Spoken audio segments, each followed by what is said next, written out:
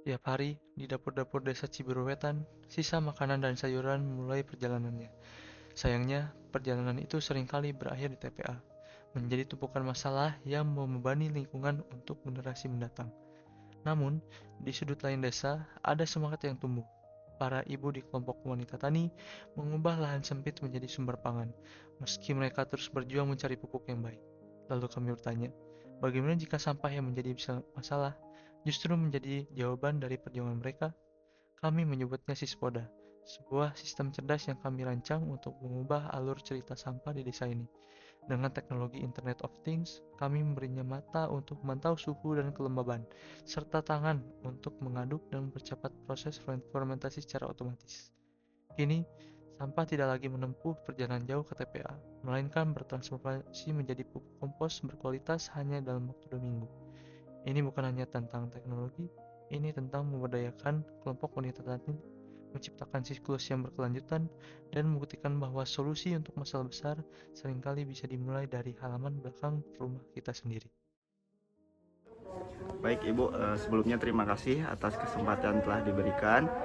Kami dari tim InnoVillage akan memberikan beberapa pertanyaan mengenai kelompok wanita tani. Yang pertama, bisa perkenalkan diri terlebih dahulu, Ibu-ibu, peran dan jabatannya di KWT ini. Assalamualaikum, nama saya Ibu Nunung dari KWT Rancage. Saya sebagai ketua. Saya Ibu Caci, saya sebagai bendahara di KWT. Saya Ibu Min sebagai anggota KWT. Baik Ibu, untuk menurut Ibu sendiri permasalahan utama yang saat ini dihadapi oleh KWT itu apa sih?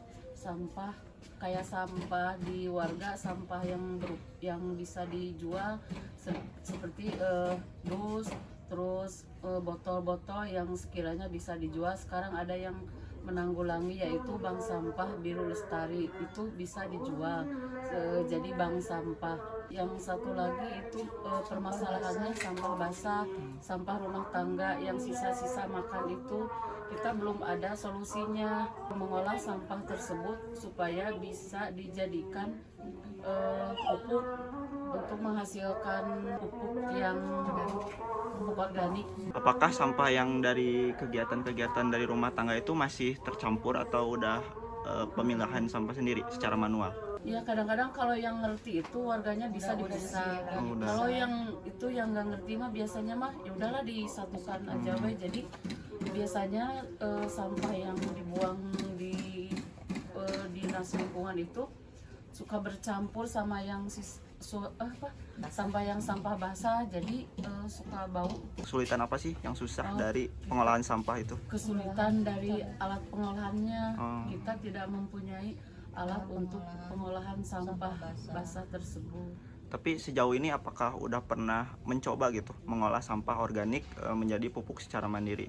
Udah yang dicampur sama Gula merah itu. Kalau misalkan ada alatnya yang bisa memisahkan langsung antara sampah yang bisa dibikin pupuk, itu mau banget.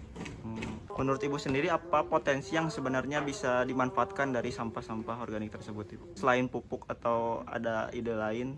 Dibikin kompos. tapi kata yang itu macam kalau sisa buah-buahan ngumpul mah, tapi sisa buah-buahannya bisa Pakai masker. Bisa pakai masker. kalau ada alatnya kan. Tapi untuk sejauh ini apakah penggunaan pupuk ini udah efektif atau belum sih untuk memenuhi penggunaan hasil dari pertanian ini? Belum. Kenapa? Karena kita nggak punya alatnya. Untuk Ibu sendiri apa harapan dari sebagai ketua dan anggota KWT untuk pengolahan sampah ke depannya? Harapannya ada warga atau lembaga yang bisa memberikan ada donatur yang bisa memberikan mesin untuk pengolahan sampah basah tersebut, sehingga kita ibu-ibu KWT khususnya bisa mengolah sampah sisa makanan yang asalnya nggak bermanfaat jadi sangat bermanfaat.